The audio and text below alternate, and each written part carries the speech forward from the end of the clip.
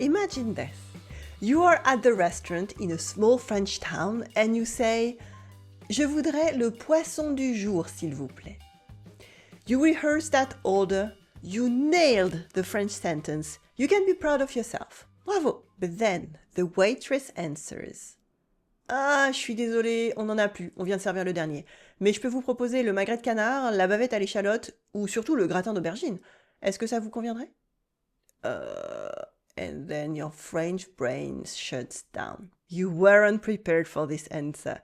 You lose all your confidence. Suddenly, all your French disappear from your mind and you end up asking, I'm sorry, do you speak English? Well, that's too bad. You are ready to have a nice experience fully in French with the usual sentences that you practiced before, and then the conversation went off script and you lost your footing. French classes and school books often don't take the time to cover this situation, but it is the heart of a real French experience. Don't worry. Today, I'm going to teach you what to do when the script runs out. By the end of this video, you will have 5 real phrases that work in any situation where you don't know what to say. The phrases that French people themselves use to buy time, to clarify, to redirect, and to recover gracefully. I personally use them myself all the time in my French everyday life. Think of them as your emergency toolkit, so the panic moment stops being so terrifying and becomes just another part of the conversation. C'est parti! Before I give you the phrases, let's clarify something. It's not your fault if you freeze in a conversation. Don't feel too bad about it.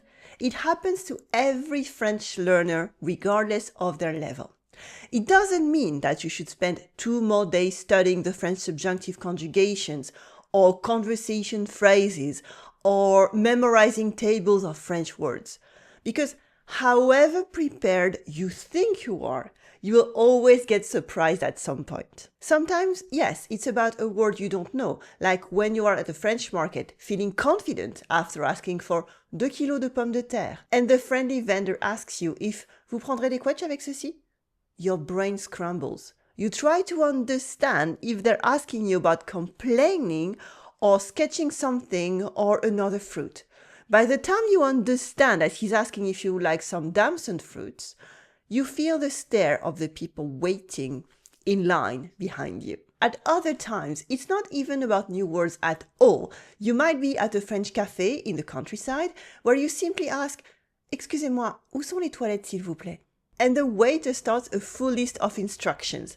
Tout au fond à droite, en haut des escaliers, mais faites attention à la petite marche quand vous tournez à droite. Enfin, vous verrez le panneau, c'est écrit dessus. You probably know the words. If I showed it to you written down, you would understand it just fine. Tout au fond à droite, en haut des escaliers, mais faites attention à la petite marche quand vous tournez à droite. Enfin, vous verrez le panneau, c'est écrit dessus.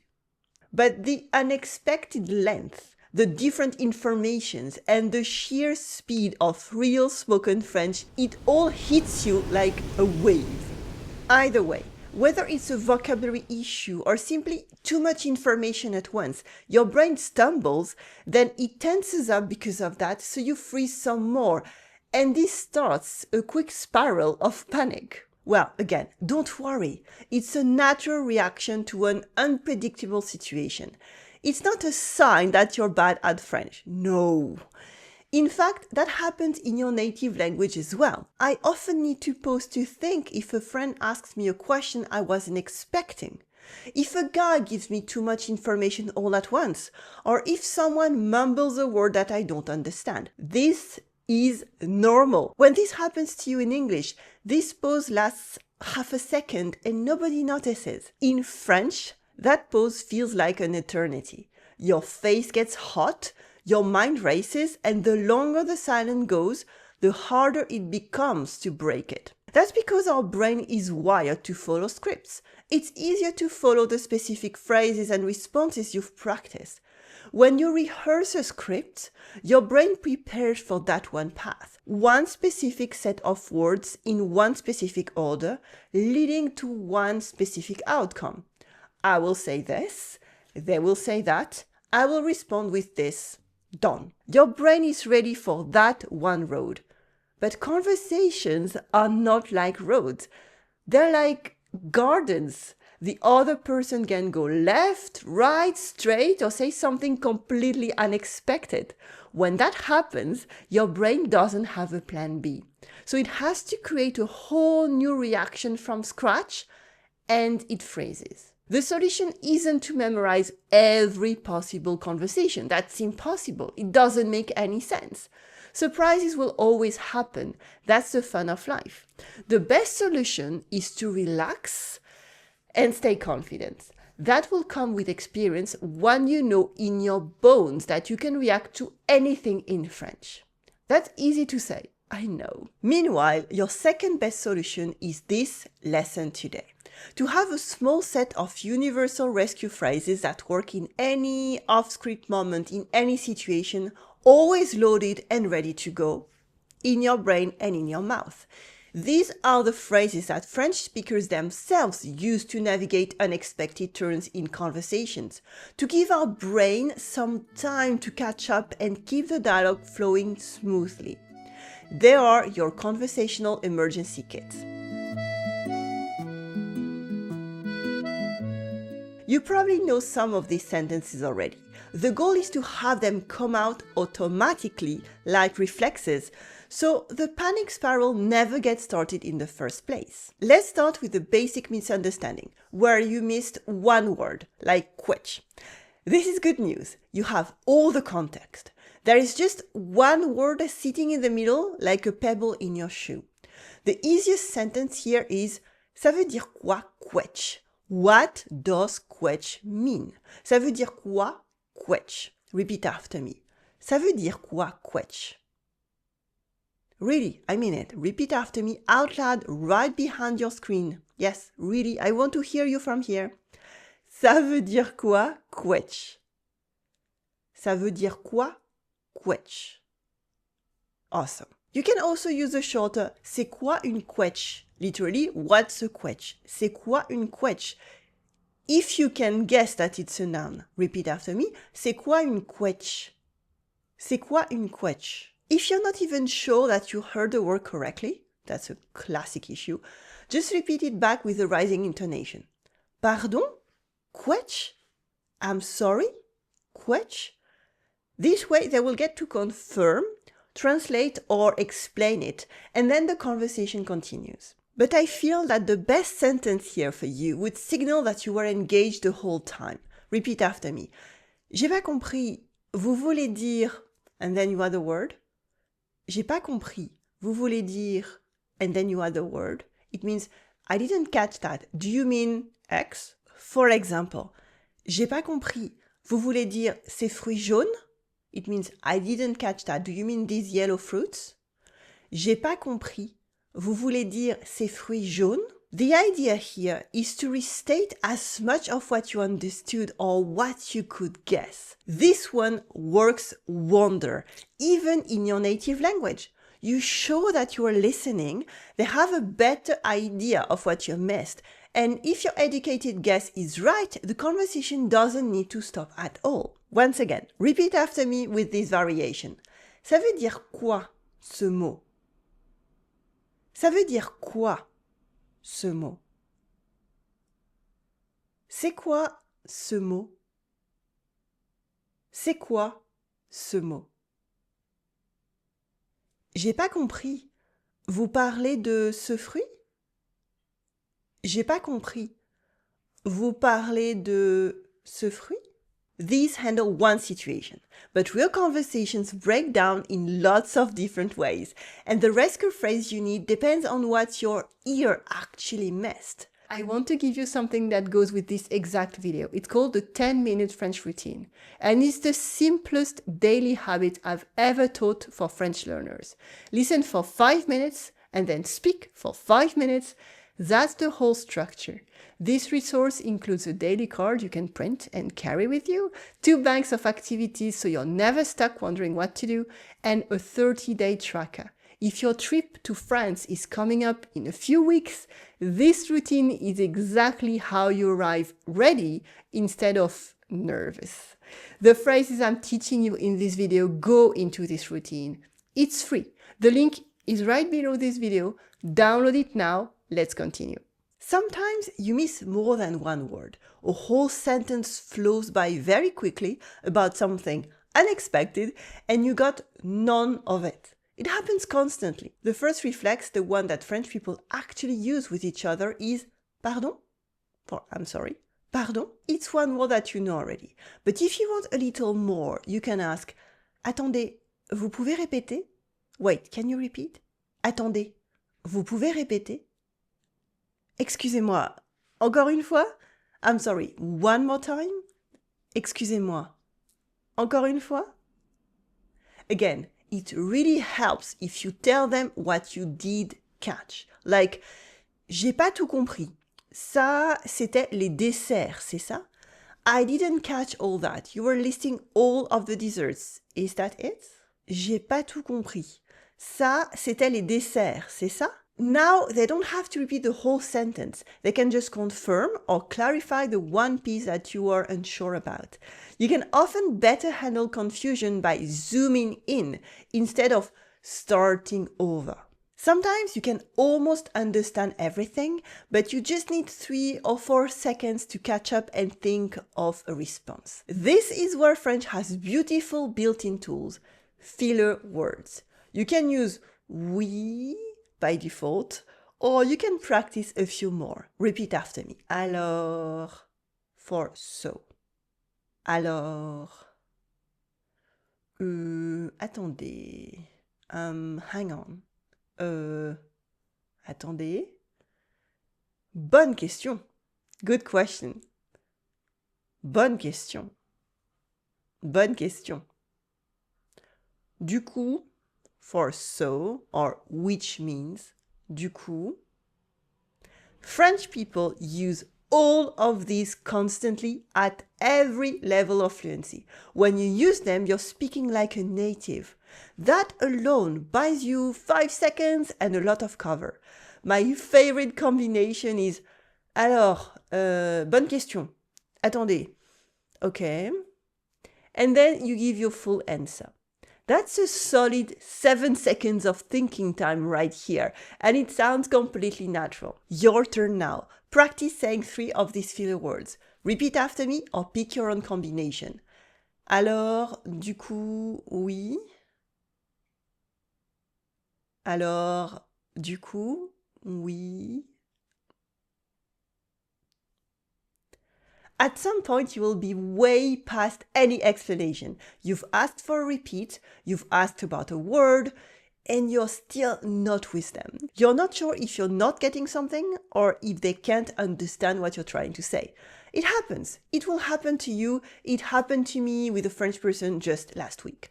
In this case, you can still make a graceful exit with something like En fait, je voulais juste demander. Actually, I just wanted to ask. And then you re-ask your original question or ask a different one. You've gently taken back the steering wheel. No drama. En fait is a perfect word for pivoting. It's one of the most common expressions in spoken French. Another option is ah, et sinon? Oh, and anyway or by the way. Ah, et sinon? If the vendor at the market is walking you through the 12 types of apples and you're droning, and ah, et sinon, vous avez des poires? Redirects everything very smoothly. Repeat after me. En fait, je voulais juste savoir. En fait, je voulais juste savoir. Et sinon, c'est par là donc? Et sinon, c'est par là donc? In last resort, you can ask them to repeat more slowly. You probably know this one already, but it's worth checking. Vous pouvez répéter plus lentement, s'il vous plaît. Repeat after me. Vous pouvez répéter plus lentement, s'il vous plaît. Vous pouvez répéter plus lentement, s'il vous plaît? The problem with this question is that they probably might switch to speaking English instead, and that's not fun. The other problem is that we don't always realize that we're speaking really fast, so they might just repeat it in a similar speed, or maybe they will use a word you don't know and you're back to square one with more frustration. And now repeat after me one sentence from each case. Ça veut dire quoi ce mot? That means, what does that word mean? Remember, when you missed just one word. Ça veut dire quoi ce mot? Ça veut dire quoi ce mot? J'ai pas tout compris. Tu parlais des desserts, c'est ça? I didn't catch all that. You were talking about desserts. Is that it? That's useful when a whole sentence flew by. J'ai pas tout compris. Tu parlais des desserts, c'est ça? J'ai pas tout compris.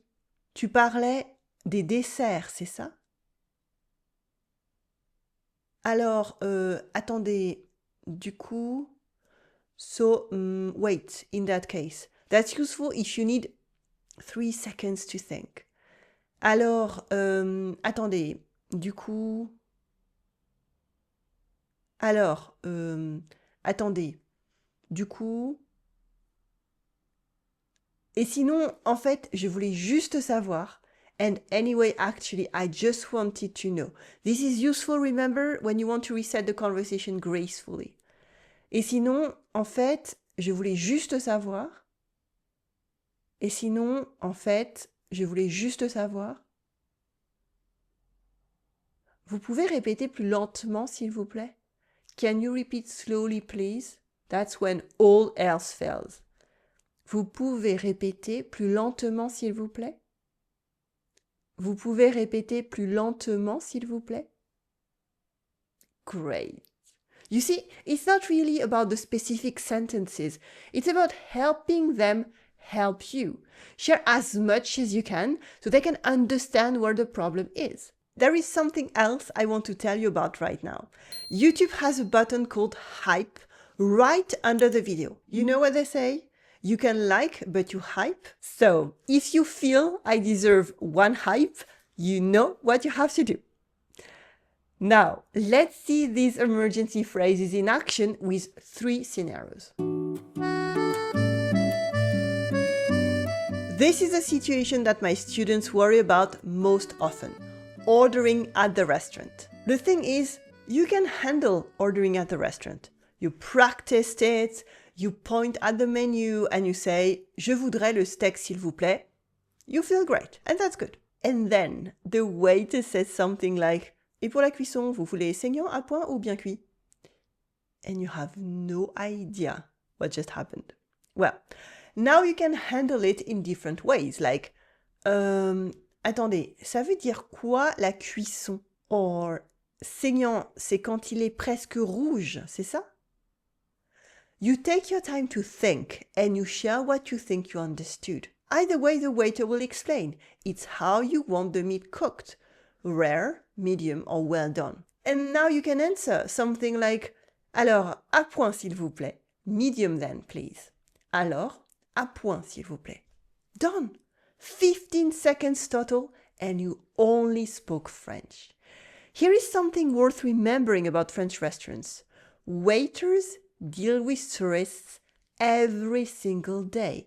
They've seen every level of French, from perfect to non-existent to people who don't care at all about our culture. They're not judging you. They want to take your order and move on. If you ask them to repeat something or explain a word, they will, happily, without a second thought. The fear is so much bigger than the reality. If you want to take things further and dive deeper into spoken French, that's exactly what we do every week inside my Comme une Française all-inclusive membership. You will get access to all my paid courses, live sessions, and an amazing community of active learners in their 50s, 60s, and 70s and above. Check out the link in the description below to learn more. Allez, let's continue. Another day, you are at the French market. You walk up to the fruit stand. You ask for tomatoes. Je voudrais des tomates, s'il vous plaît. And the vendor says, oui, vous en voulez combien? Les grosses ou les petites? Et j'ai aussi des cœurs de bœuf. Elles sont excellentes aujourd'hui. That was 3 questions in one breath, plus a recommendation. Your textbook did not cover this. You only practiced your conversation line by line. Okay, so first of all, you use a filler word to buy some time. Alors, this helps you gather your thoughts, and it signals that you heard what he said. You quote combien and grosse ou petite. Good enough. Answer those. Je vais prendre 6 tomates, les grosses s'il vous plaît. I will have 6 tomatoes, the big ones please. You ignored part of his sentence, but that's okay. You will get your tomatoes, all in French, and that's the point of your conversation here. If you're not sure you understood correctly, you can share that. Like, désolé, j'ai pas compris. Les grosses, c'est ça, et les petites, c'est ça? I'm sorry, I didn't catch all that. These are the grosses and these are the petites. Is that it? And if the word cœur de bœuf caught your ear and you're curious, simply ask, c'est quoi les cœurs de bœuf? C'est quoi les cœurs de bœuf? The vendor lights up. Now you're getting a mini lesson on heirloom tomatoes from someone who has opinion about tomatoes. This is the France you came for. Félicitations. A real thing about French market vendors. They love when you ask. Their whole job is knowing their product and sharing their knowledge. A question about their tomato is a gift, not an inconvenience. You are the interesting part of their Tuesday morning, the tourist who stayed in French instead of just pointing silently. This is the scariest one, I know, and also the most rewarding, trust me. You're sitting at the terrace in a cafe of a quiet French town, enjoying a coffee, reading a book, feeling pretty good about life. The person at the next table catches your eye and says, Il fait beau aujourd'hui, hein? Easy. You practice this one. Oui, il fait très beau. You smile back. You feel great. Good. And then they keep going.